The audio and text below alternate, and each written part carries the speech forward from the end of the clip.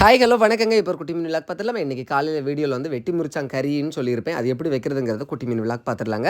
கறிச்சட்டி அடுப்பில் வைங்க, எண்ணெய் ஊற்றுங்க. எண்ணெய் காஞ்ச உடனே இந்த வத்தல் இருக்குது பார்த்தீங்களா, காஞ்ச வத்தல், அதை பிச்சு உள்ளாடி போடுங்க. அப்படியே கடுவையும் தூக்கி என்ன செய்யுங்க, உள்ளாடி போடுங்க. கடுவு போட்டுன உடனே கருவேப்பிலை தூக்கி என்ன செய்யுங்க, உள்ளாடி போடுங்க. சரியா? போட்டுவிட்டு லைட்டாக அப்படியே கிண்டி விட்ருங்க. கிண்டி விட்டுட்டு நீங்கள் ஒரு தட்டில் என்னெல்லாம் எடுத்துக்கிட்டோன்னு பார்த்தீங்கன்னா, சின்ன உள்ளி அழகாக கட் பண்ணி எடுத்துக்கிட்டோன்னு பார்த்துக்கிடுங்க. பச்சை மிளகா, அதுக்கப்புறம் வந்து தக்காளி, இந்த மூணையும் உள்ளே போட்டு கடன்னு கிண்டுங்க. கொஞ்சம் வதங்கின உடனே அடுத்தது பார்த்திங்கன்னா என்னது, முருங்கைக்காய், அப்புறம் வந்து மாங்காய், இந்த ரெண்டையும் கட் பண்ணி உள்ளாடி தூக்கி என்ன செஞ்சுடுங்க, போட்டுவிடுங்க.